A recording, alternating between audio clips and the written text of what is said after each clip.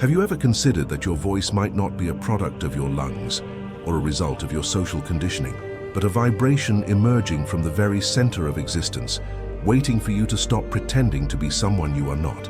Most of us spend our entire lives speaking through a mask, using words to protect a fragile identity or to navigate a world we find intimidating. Yet the ancient mystery schools taught that there is a specific frequency of human speech that reality cannot ignore, because it is the sound of the Creator recognizing itself. When you speak from the depths of your true being, you are not merely communicating information, you are striking a cosmic chord that resonates through the fabric of the visible and invisible worlds.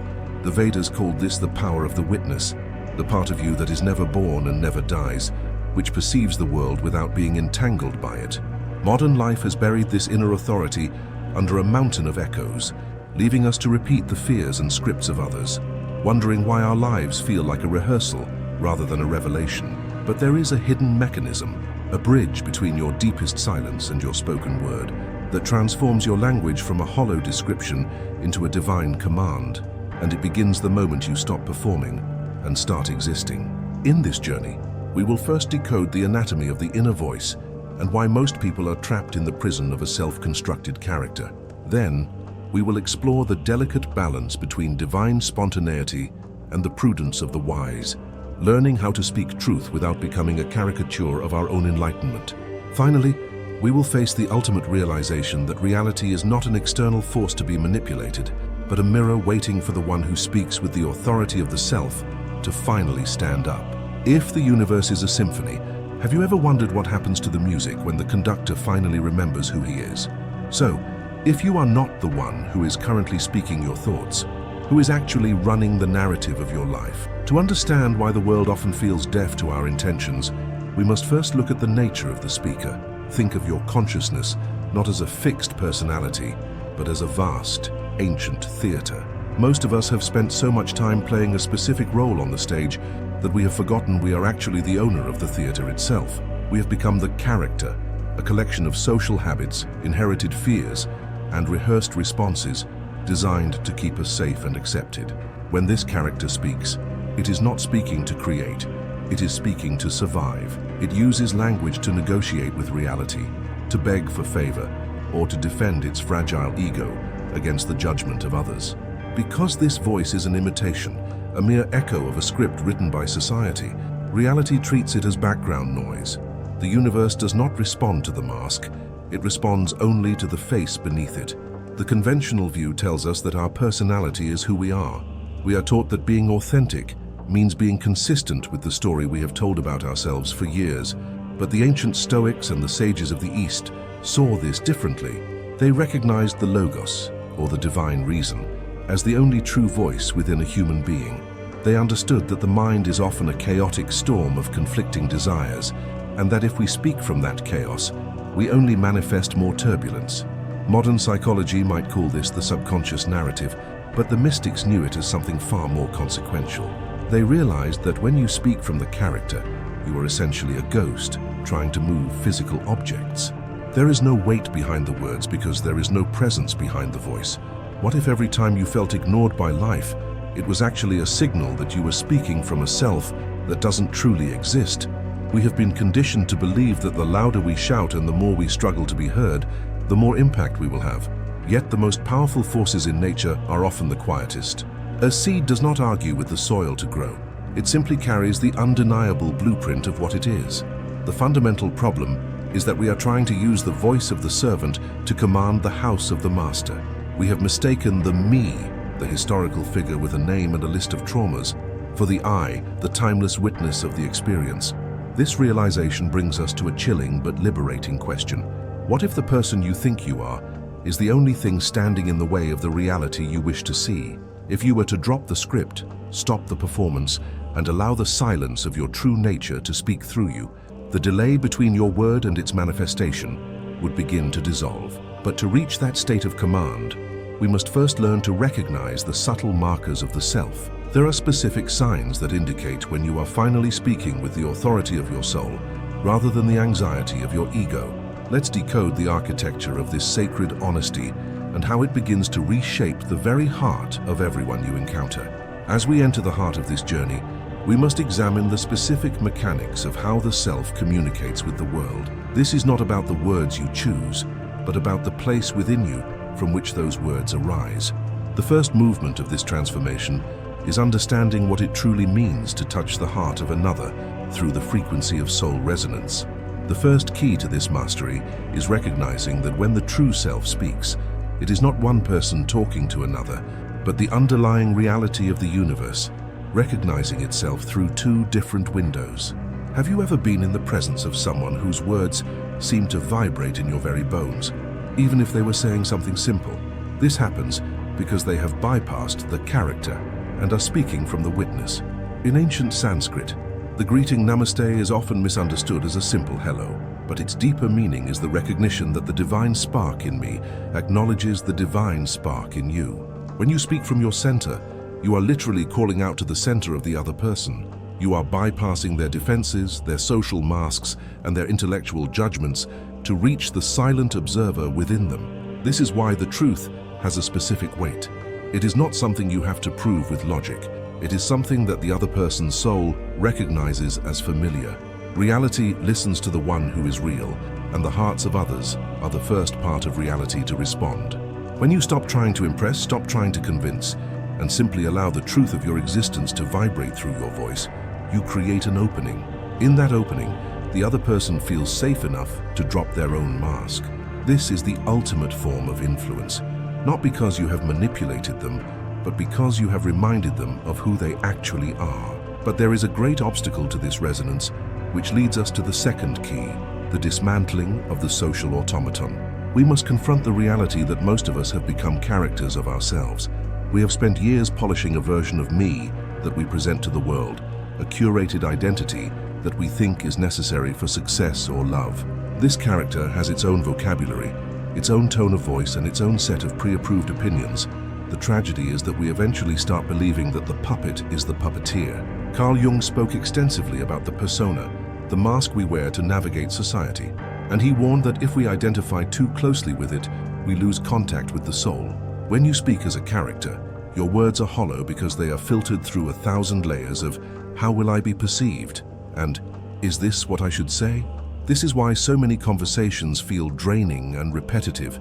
They are merely two masks interacting while the actual people behind them are starving for connection. To speak like it is done, you must have the courage to betray your own character. You must be willing to say the thing that the mask would never say. This doesn't mean being rude or chaotic, but rather being so rooted in your inner truth that you no longer need the script to feel secure. The universe ignores the puppet, but it bows to the one who holds the strings. Every time you catch yourself performing and choose instead to be present, you are reclaiming a piece of your creative power. You are moving from the periphery of your life back to the center, where sound once again becomes a tool of creation rather than a shield of protection. The third key involves the delicate balance of divine spontaneity and the law of prudence. There is a common misconception that being true to oneself means saying whatever pops into your head without filter or thought. However, the ancient Taoists taught the concept of wu wei, or effortless action, which is a state of spontaneous alignment with the flow of existence. This spontaneity is not impulsive, it is a deep, rhythmic response to the present moment. True spontaneity comes from a place of inner stillness, not from the reactive whims of the ego. It is the ability to speak the right word at the right time because you are no longer overthinking. Yet, this must be tempered with prudence. In the mystery traditions, the sage is often described as one who is as cautious as one crossing a frozen stream. This prudence is not born of fear, but of a profound respect for the power of the word. If you know that your voice carves reality, you do not throw your words around like trash. You speak with a focused intent, knowing that every sentence is a seed. To be veracious is to be so aligned with reality that your words and your actions are indistinguishable. You don't just tell the truth, you are the truth. This creates a state of internal coherence that acts like a magnet for manifestation. When there is no gap between what you feel, what you say, and what you do, the universe no longer receives mixed signals from you. The delay between your decree and the result begins to vanish because there is no longer a character in the way, doubting the master's voice. Continuing our exploration into the heart of this mystery, we must address the fourth key, the altar of absolute veracity and the metaphysical weight of your word. In many ancient traditions, the concept of truth was not merely a moral obligation, but a structural necessity for the soul. The Vedic seers spoke of satya, the principle of truthfulness, which they believed was the very foundation of the cosmos. They taught that when a human being becomes perfectly established in truth, whatever they say must come to pass. This is not because they have gained a magical power, but because they have aligned their individual will so perfectly with the universal will that there is no longer any friction between their speech and reality. Think about the way you use language in your daily life. Do you use words to shade the truth, to make yourself look better, or to avoid uncomfortable confrontations?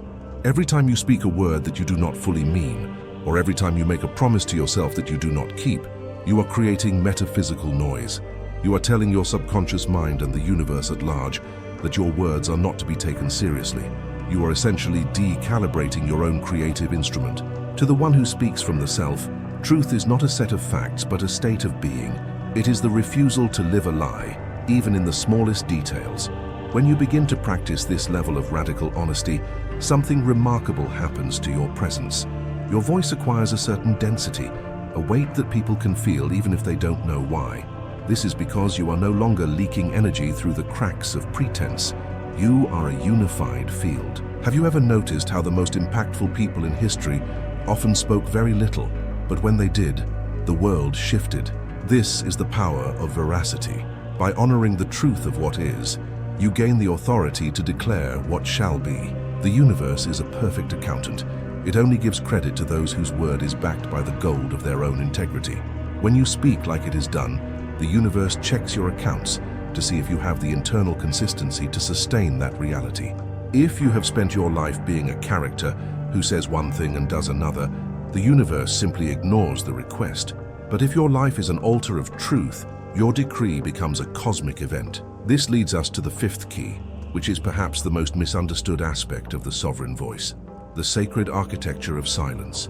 We often think that power lies in the sound, but in the mystery traditions, the power of the word is derived entirely from the silence from which it emerges.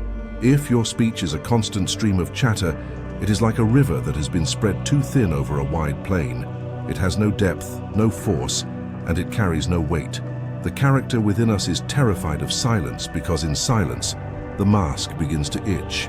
In silence, we are forced to confront the emptiness of our performances. This is why we fill every gap in conversation with ums, likes, and meaningless small talk. We are trying to drown out the voice of the witness. However, the master knows that silence is the womb of creation. Before a prophet spoke or a sage delivered a teaching, they often spent long periods in absolute stillness. This was not just for reflection, it was to build the vibrational pressure necessary for their words to have impact. When you speak from a foundation of silence, your words are like stones dropped into a still pond. The ripples go on forever. To practice this, you must learn to listen to the silence between your thoughts. You must find that place of the inner witness who is not caught up in the drama of the day.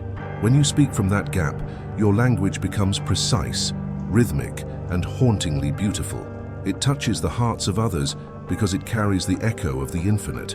It is not the noise of the world, it is the music of the spheres. Have you ever noticed that the most important things in life are often said in the quietest moments? The universe does not respond to the loudest voice. It responds to the voice that has the most silence behind it. This is why the voice of the self is so compelling. It doesn't need to shout to be heard. It carries the authority of the void itself. The sixth and final key of this central section is the biology of the sovereign voice. We must understand that our physical bodies are the first audience for every word we speak. Your nervous system is constantly eavesdropping on your internal and external dialogue. When you speak as a character, full of doubt, victimhood, and social anxiety, your body responds by staying in a state of high cortisol and low-level stress. It treats your words as a report on a dangerous and hostile environment. But when you begin to speak from the witness, using the language of certainty and presence, your biology begins to reorganize. The vagus nerve relaxes, the heart enters a state of coherence, and your very cells begin to vibrate in harmony with your voice. This is what it means to calibrate your biology to the truth. You are not just trying to manifest something in the outside world, You are first manifesting a new state of being within your own skin. The body does not know the difference between a physical event and a deeply felt spoken word. If you speak with the authority of the self, your body believes you. It starts to act as if the strength, the healing, or the wisdom you are declaring is already a physiological fact. This is the bridge between the metaphysical and the physical. Your voice is the conductor's baton for the orchestra of your cells. If the conductor is uncertain, the music is discordant. If the conductor is sovereign, the music is a masterpiece. The reason most people fail to see results is that their body is still playing the old song of the character, while their mouth is trying to sing the new song of the master. To truly speak like it is done, you must allow your voice to vibrate through your entire body until every cell agrees with what you are saying. When the body and the voice become a single, coherent signal, reality has no choice but to mirror that alignment. Now we reach the edge of the precipice, the point where the practical application of the sovereign voice meets the terrifying and beautiful reality of who you truly are. We have explored the biology, the silence, and the veracity of the witness. But here is the twist that recontextualizes everything we have discussed. The reason reality listens to you is not because you have found a way to influence an external force, but because there is no external world at all. This is the ultimate paradox of the mystery schools. The character believes it is an inhabitant of a vast, cold universe, trying to shout loud enough to be noticed by a distant god or a mechanical law of attraction. But the master knows that the universe is not something you are inside of. The universe is something that is happening inside of you. When you speak with the authority of the self, you are not talking to the world, you are talking to yourself as the world. You are the dreamer who has finally realized that the characters in the dream must obey the dreamer's voice. Think about the profound implications of this shift. If the entire cosmos is a mirror of your own consciousness, then every word you speak is a direct command to the substance of reality itself. The echo you receive back, the circumstances, the coincidences, the responses from others, is simply your own frequency, reflecting off the boundaries of your current level of awareness. Have you ever wondered why in almost every creation myth, the world begins with a sound? In the beginning was the Word. This is not a historical account of a past event. It is a description of the eternal now. You are constantly in the beginning, constantly speaking your world into existence.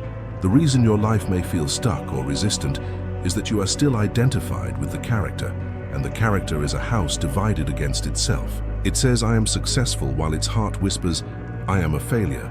It speaks of love while its nervous system vibrates with the fear of abandonment. This internal contradiction is what creates the delay in manifestation. But when you step into the role of the witness, the one who is prior to all roles, you become a singular, coherent vibration. At this peak of realization, you understand that your voice is the unstruck sound, the fundamental note upon which the entire symphony of your life is built. If the music is out of tune, you don't try to fix the instruments, you recalibrate the conductor. This brings us to the profound responsibility of the awakening.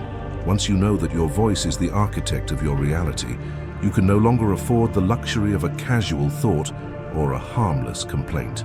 To live as the witness is to live with a level of ethical precision that most would find exhausting, but which the sage finds liberating. It means recognizing that every time you speak ill of another, you are cursing a part of your own being. Every time you declare a limitation, you are building a wall in your own garden. This is the true meaning of being spontaneous, yet prudent. You are free to be fully present, but you are also aware that your presence is a creative force. You do not become a spiritual character, that insufferable mask of someone trying to look enlightened. Instead, you become more human, more voracious, and more deeply real. You stop using spiritual jargon to hide your shadows and start using honest language to illuminate them. You realize that the most mind-blowing thing you can do is not to manifest $1 million or a perfect relationship, but to speak the truth in a world that is addicted to the performance. How does this change the way you walk through a grocery store, or how you handle a heated argument with a loved one? It means that in the middle of the chaos, you find the gap of silence. You ask yourself, who is speaking right now? Is it the wounded character seeking defense, or is it the self seeking to bring order to the moment? When you choose to speak from the self, you are not just changing the conversation, you are shifting the timeline. You are refusing to breathe life into the old patterns of conflict and scarcity. You are choosing, with every sentence, to anchor the reality of completion. This is the path of the Homo religiosus, the person who lives in constant contact with the sacred center of existence. You no longer see your words as a way to get what you want, but as a way to honor what you are. And as you honor what you are, the world has no choice but to follow suit. The universe doesn't give you what you want, it gives you who you are. Your voice is the evidence of that identity. As we conclude this journey, we are left with a final, fascinating dilemma, the cosmic joke of the human experience.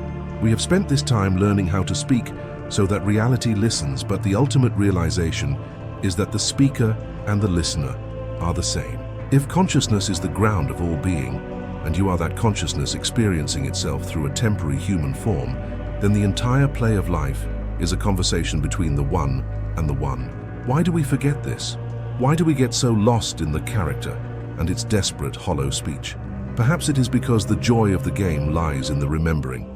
We fall asleep into the mask so that we can have the exquisite experience of waking up and hearing our own true voice for the first time.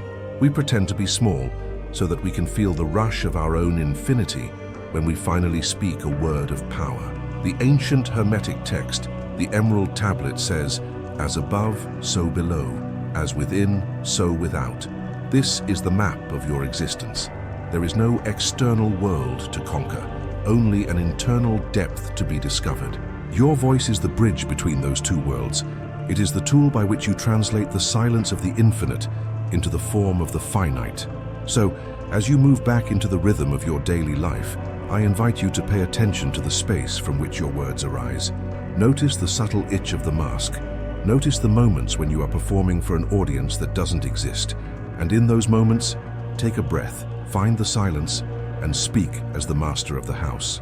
Don't beg for the world to change. Speak with the clarity that changes it.